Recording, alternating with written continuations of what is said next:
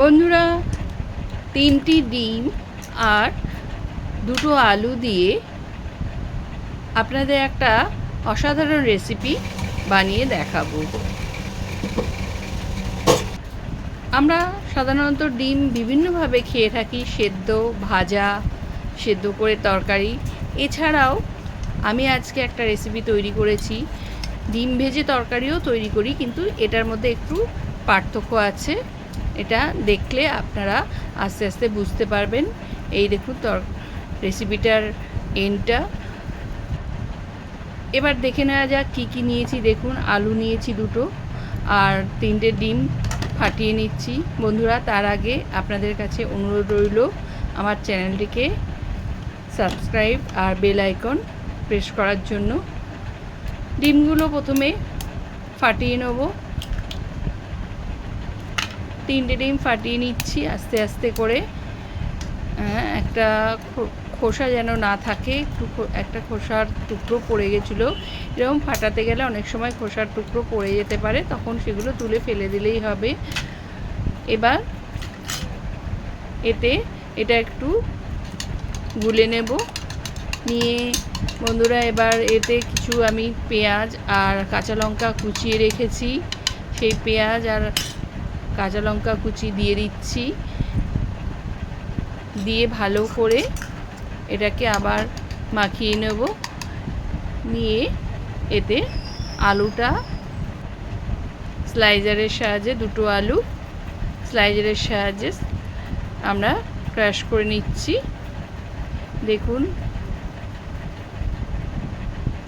এমনি আলুটা সেদ্ধ আলু মাখিয়ে দিলে অতটা ভালো লাগবে না, ক্রাশ করে দিলে বেশি ভালো লাগবে। এরকম স্লাইজারের সাহায্যে দিয়ে দিলাম আদার পেস্ট 1 চামচ আর রসুনের পেস্ট 1 চামচ, আর দিচ্ছি গরম মশলা, যাতে ডিমের গন্ধটা চলে যায়, ডিমের আষ্টে গন্ধটা না থাকে।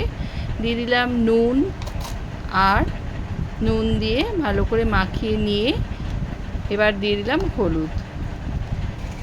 এবার ডিমের ব্যাটারটা ভাজতে হবে, তাই ফ্রাই প্যানে একটু হোয়াইট অয়েল দিয়ে চারদিকে একটু ছড়িয়ে নিলাম। নিয়ে ব্যাটারটা দিয়ে দিলাম, দিয়ে চারদিকে ছড়িয়ে দেব। ব্যাটারটা যাতে রাউন্ড শেপ হয়ে যায়, স্পুনের সাহায্যে হোক বা খুন্তির সাহায্যে এটা দেখুন একদম রাউন্ড শেপ করে নিচ্ছি। রাউন্ড শেপ করে এটা একটু ঢাকা চাপা দিয়ে দিতে হবে, যাতে ভালো করে ভাজা হয়। দেখুন, 4 মিনিট পর আমি ঢাকা চাপাটা খুলতে দেখুন ভাজা হয়ে গেছে একটা সাইড। এবার একটা সাইড উল্টাতে হবে। এই যে আমি উল্টালাম, এইটা রং প্রসিডিওর। উল্টানোর রাইট প্রসিডিওর আমি বলে দেব, আপনাদের দেখানোর জন্য বলছি। দেখুন, ওটা যদিও ফেটে গেছিলো, কিন্তু ফাটাটা আবার ঠিক হয়ে যাবে। রাইট প্রসিডিওর হলো এইভাবে একটা থালা চাপা দিয়ে, তাতে ফ্রাই প্যানের ওপর থালাটা চাপা দিয়ে সেটা উল্টে নিলে এইভাবে দেখুন যেটা ফেটে গেছিলো সেটা জুড়ে গেছে। এবার আমরা ওখান থেকে ডিমটা পিস পিস করে স্কোয়ার বা যে কোনো আকারে পিস পিস করে নিতে পারবো। এবার কড়াইতে তেল দিয়ে তাতে শুকনো লঙ্কা ফোড়ন দিয়ে আমি পেঁয়াজ বাটা দিয়ে দিলাম। পেঁয়াজ বাটাটা ভালো করে দিয়ে পেঁয়াজটা একটু ভেজে নিতে হবে। আর একটু পেঁয়াজ বাটা ছিল, সেটাও দিয়ে দিলাম। মিক্সিতে বাটলে পেঁয়াজ অনেক সময় মিক্সির ঢাকনাতেও পেঁয়াজ কিছুটা রয়ে যায়। এবার সেটাই দিয়েছিলাম তখন। এবার দিয়ে দিলাম রসুনের পেস্ট, দিয়ে এবার ভালো করে পেঁয়াজ আর রসুন ভাজতে হবে। দেখুন ভাজা হয়ে গেছে পেঁয়াজ রসুন। এবারে আদা দিয়ে দিলাম, আর দিয়ে দিলাম টমেটো সস। বন্ধুরা, আপনাদের বলে রাখি, এই টমেটো সসটা আমি নিজেই বানিয়েছি। আমি মাঝে মাঝে টমেটো কিনে নিয়ে এসে বাড়িতেই টমেটো সস বানিয়ে নিই। আর দিয়ে দিচ্ছি কাশ্মীরি মির্চ আপনারা যদি টমেটো সস বাড়িতে বানাতে চান আমার চ্যানেলে দেখতে পাবেন, চ্যানেলটা একটু ভিজিট করলেই দেখতে পাবেন টমেটো সসের রেসিপি। দিয়ে দিলাম জিরে গুঁড়ো আর একটু ধনে গুঁড়ো দিয়ে এবার একটু জল দিয়ে দিতে হবে, যেহেতু শুকনো সব মশলা সেই জন্য জল দিয়ে একটু নেড়েচেড়ে নিতে হবে, ভালো করে নেড়েচেড়ে নিয়ে কষাতে হবে। আর একটু জল দিয়ে দিলাম যাতে ভালো করে মশলাটা কষানো যায়। মশলাটা একটু কষিয়ে নিয়ে নিতে হবে একটু সময় নিয়ে, যতক্ষণ না তেল ছাড়ছে। দিয়ে দিলাম হলুদ গুঁড়ো দেওয়ার পর আবারও কষাতে হবে। বন্ধুরা, এই রেসিপিটি আপনারা খুবই সহজ উপায়ে করতে পারেন বাড়িতে।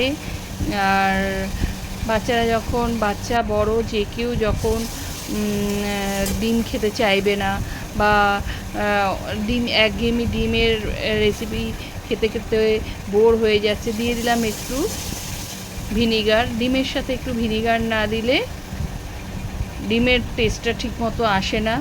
অবশ্যই ডিমের যে কোনো রেসিপির সাথে ভিনিগার আপনারা দেবেন।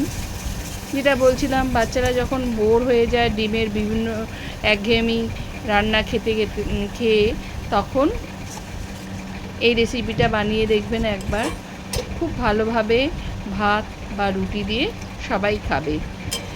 এবার মশলাটা কষিয়ে এবার জল দিয়ে দিলাম। গ্রেভিটা আপনারা আপনাদের পছন্দ মতো যতটা রাখতে চান, কেউ একটু বেশি ঝোল রাখতে চায়, কেউ আবার এই দেখুন পিসগুলো খুব সুন্দর হয়েছে, একটা পিসও ভাঙেনি। আপনারা যেটা দেখছিলেন ভেঙে গেছিলো সেটা উল্টাতে আবার ওটা জুড়ে গেছে, সেই জন্য প্রত্যেকটা পিসই স্কোয়ার হয়েছে। দেখুন প্রত্যেকটা পিস আমি স্কোয়ার আকারেই করেছি। যেটা বলছিলাম, বাচ্চাদের এই ধরনের রেসিপি করে দিলে ভাত বা রুটির সাথে বাচ্চা কেন বড় সবাই খেয়ে নিতে পারবে। আর এবারে আমি দিয়ে দিলাম একটু নুন, দিয়ে এটা একটু ফোটাতে হবে। একটু টেস্টের ব্যালেন্সের জন্য চিনি দিয়ে দিলাম, খুব বেশি দিতে হবে না। আমার রান্নাটা প্রায় শেষ হয়ে গেছে, দেখুন ফুটে গেছে। এবার একটু গরম মশলা দিয়ে ওভেনটা এবার অফ করে দেবো। অফ করে স্ট্যান্ডিং টাইমের জন্য রেখে দেবো। দেখুন স্ট্যান্ডিং টাইমের পর খুব সুন্দর এটা লাগছে, আর গ্রেভিটা আরও গাঢ় হয়ে গেছে। বন্ধুরা, কেমন লাগলো অবশ্যই লিখে জানাবেন। এবার একটি পাত্রে এটা তুলে রাখবো। দেখুন খুব সুন্দর লাগছে, একটু ঝোলও আছে, গ্রেভিও আছে। এটা রুটি বা ভাতের সাথে আপনারা খেতে পারেন।